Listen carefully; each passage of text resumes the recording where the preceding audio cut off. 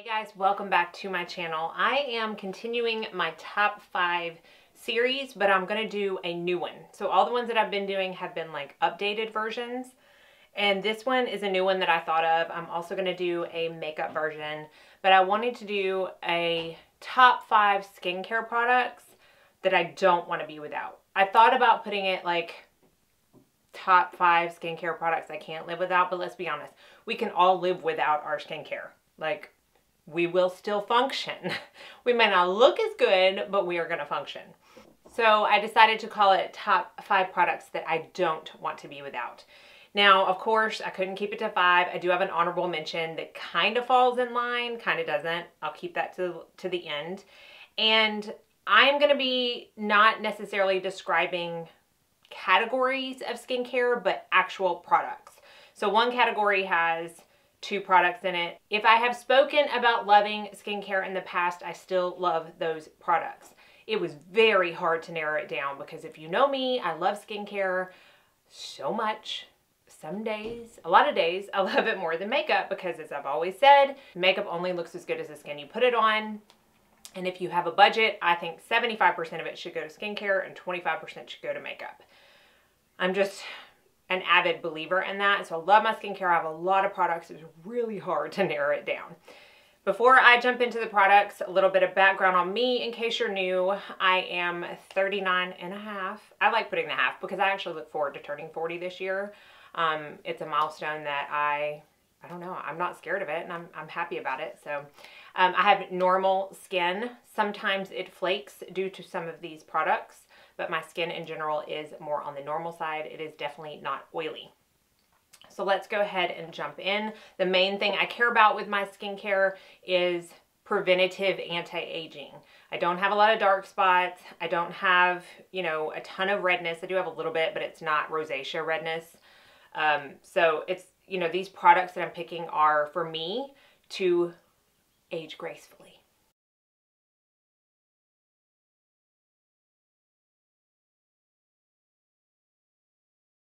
Okay, let's jump in.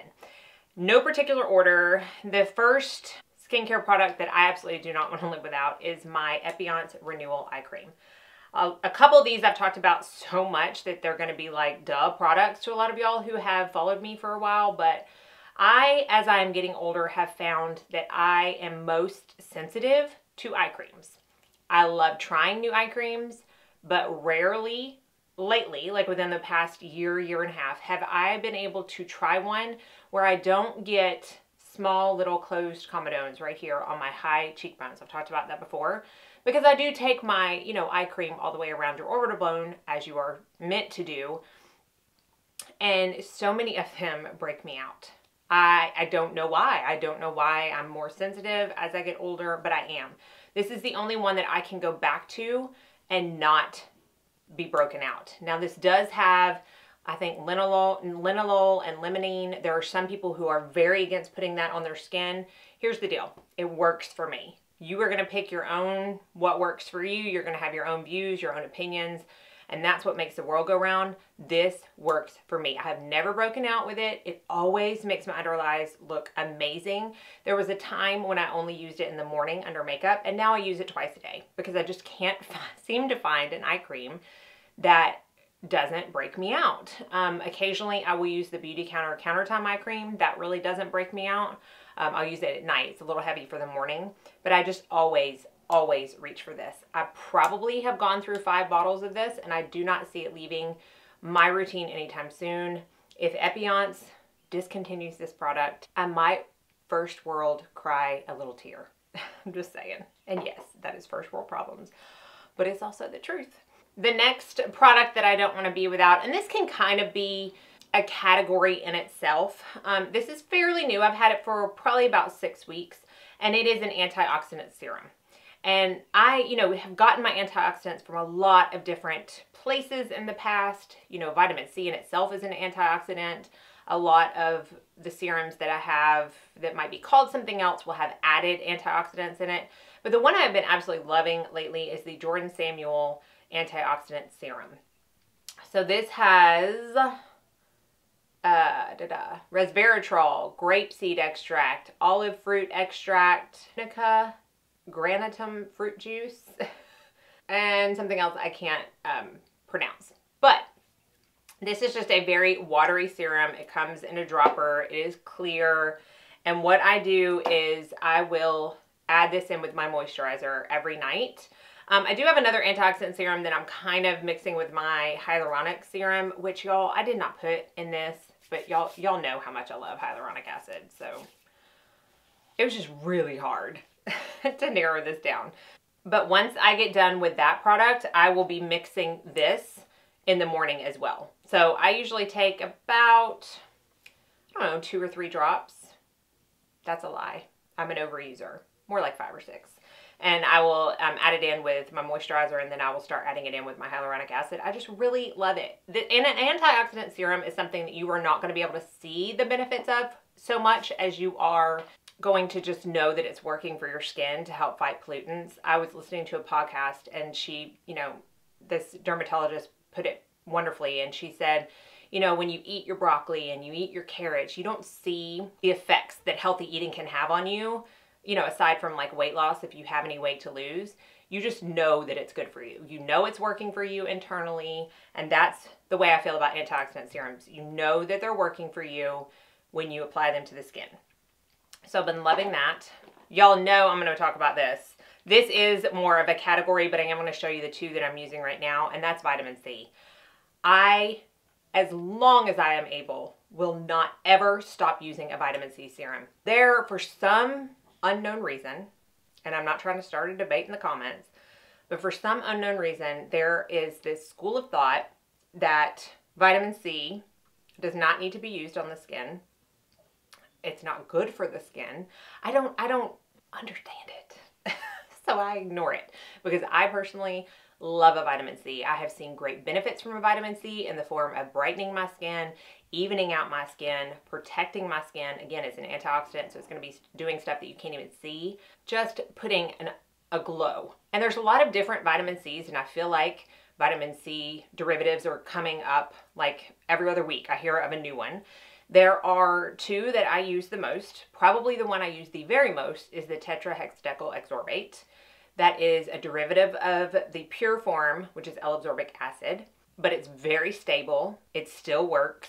One of my very favorite serums that I currently do not have is the Truth Treatments C serum. I've gone through 2 large bottles of that, and I will repurchase that because I do love it. The ones that I'm using right now, this is the Revision Skincare C+ Correcting Complex 30%. This is the tetrahexadecyl ascorbate.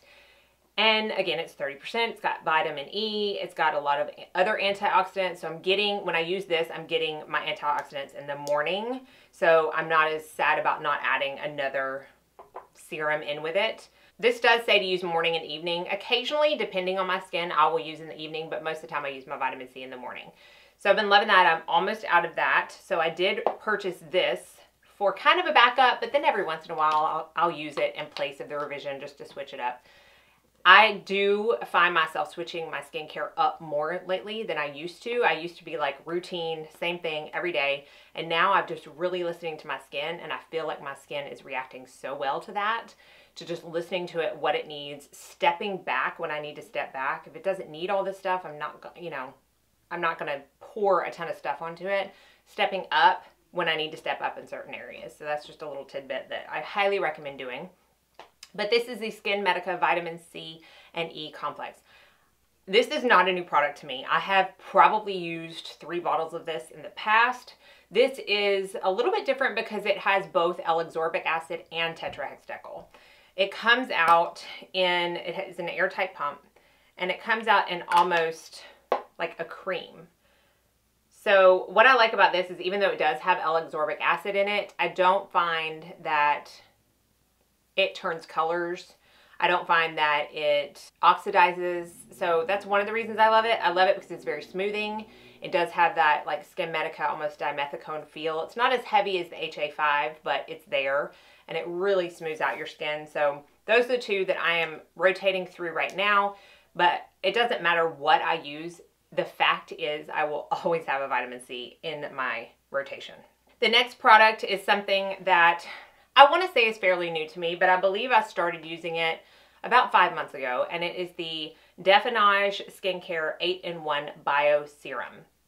Now, I bought a bottle of just the serum, and then in December of last year, I bought the whole kit that had like the face cream, or not the face, well, yeah, the face cream, the eye cream, the face wash, and the mask, and another bottle of this. And then Harbin House was having like a 30% off sale, and I bought another bottle of this. So I do have one of my empties, and I have one in backup. I love this stuff. Now, last time I talked about this, I sent y'all to Penn Smith Skincare's video, which I will try to put another card up for this, because she did an entire video on this, and she in length about the science behind it. There are what they call deficins in this. It's a little bit of a different product because you apply it after everything and before your SPF. So after I'm done with all my serums, after I'm done with my moisturizer, I will apply this, and then I will apply my SPF. I've had a lot of comments saying, I don't see how it can penetrate. I don't know all the science behind it. I just know that when I'm without this, because I did go like 2 or 3 weeks without it in between a couple of bottles, I could tell a difference. It really tightens up my skin. I've talked a lot about this area of my face, especially when I did my microneedling last year, about really wanting to tighten it up because it is sagging like quicker than this side of my face. We all have a side that tends to do that. Typically, it's the side that sees more sun in the car or the side that you sleep on. Funny enough, I sleep on this side. Doesn't make sense, but it is what it is. And I have seen such good results with that area of my face in terms of tightening using this. So while I can't specifically speak to all the science as well as someone like Penny can, or even Courtney at Harbin House, which is where I get this, if you want to message her, she will be happy to help you out. She does have some really in-length and in-depth Instagram posts about it if you want to check that out as well. I see a result, so I'm going to keep on using it. I don't know what else to say, but I have loved this serum. Now, a lot of people have asked whether I think the cream or the wash are all that worth it. And personally, I mean, I like them. I don't see a huge difference. I do like the mask though. It's one of those like exfoliating 2 to 3 minute mask, and then you wipe it off. I do like that. Okay, finally, the next category of makeup is facial oils. Y'all know I love facial oils. Again, another kind of polarizing topic, I feel like, because there are a lot of people who think facial oils do not need to be used on the face and do nothing, and a lot of people think they do. I am in the camp that think they do. I love them. I have very, very many of them. But if I had to pick my favorite, one I do not want to be without, it's the Beautycounter Balancing Oil. I've talked about this before. This is my 3rd bottle of it. Comes in a dropper. It is a Lang Lang based oil, so it does have essential oils in it. Again, something a lot of people are against, and I get it if you are. I do not like to have them in all of my products by any means, but I find that this one really works for my skin in how it says it's meant to work, which is balancing my skin. So if I am going through a hormonal breakout or a nasty eye cream breakout, or I just feel like my skin is dull and it needs to be balanced, I will use this oil. I'll add like 2 or 3 drops either before my moisturizer or into my moisturizer, and I just wake up with more balanced skin. I don't know how else to describe it, but out of all the oils that I've tried, this is the one that I've repurchased the most, the one I always reach for, the one I don't want to be without. So those are my top 5 products / categories I do not want to be without. I'm going to talk about the kind of honorable mention because right now I don't want to be without it, but I can be without it. In fact, pretty much the entire year last year I was without it, and that's retinols.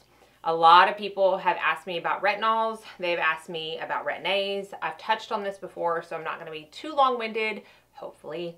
But I pretty much took the entire year of 2019 off of retinols. I used a lot of retinol-like ingredients like bakuchiol, and my skin was good. I didn't feel the need to put one in. And I do feel that it's good to kind of stagger sometimes. But I decided 2020, I'm going to start getting on retinols again. And I started using the SkinMedica Retinol Complex 0.25. I cannot speak enough about this. The last time I talked about this, someone commented saying that their esthetician or their derm actually recommends this over Retin-A because she finds that the formula is even more effective. And, you know, I'm not going to speak to that because I'm not a derm, but this is effective stuff, even at 0.25. Like, I did peel a little bit. It wasn't hideous. Like, it wasn't where I couldn't wear makeup over it, but it works. I can't imagine the 0.5, the 1.0. I mean, it's some stout stuff. So I'm probably halfway through this, and I was like, you know what? I'm going to start with Curology. Curology reached out to me last year wanting to see if, you know, I wanted to try one of their products. At that point, I didn't want to start a Retin-A yet, so I politely declined. And then I decided, you know what, I'm going to. So I got on, I did all the pictures, I purchased this, and my kind of custom blend is niacinamide 4%, which I can use in this. That toner I talked about before that ruined my skin, didn't ruin it, but burned it off. I couldn't use niacinamide in that, but this one I can. Azelaic acid 5% and tretinoin 0.035%, because I told them I was using the 0.25%. I have used a 0.1 in Rafisa Retin-A years ago, and I was fine. But I just was like, I'm going to start out low.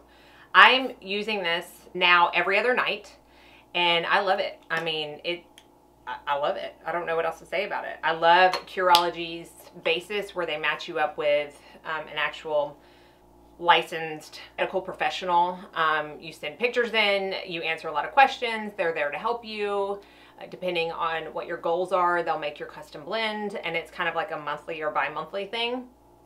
I do have a link down below where you can get your first month for $4.95, which is basically just the shipping and handling.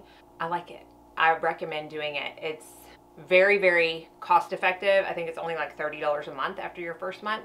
And so far, I've really been enjoying it. So while I can live without retinol and Retin-A right now, I don't want to, because I'm very happy with the state of my skin. So that is going to wrap up this installment of my top 5 series. I will have a makeup one coming, so stay tuned for that. And I believe I still have a couple of, at least one updated, maybe 2 updated top 5s that I need to do still on my list for sure. But I wanted to kind of change it up a little bit and bring some skincare into the mix. So hopefully you enjoyed this. Be sure and like and subscribe before you leave so you don't miss out on any future videos. As always, I will have everything listed and linked down below. A couple of these I do have coupon codes for, so you can look for that as well. And I hope y'all all go out and have a very blessed day.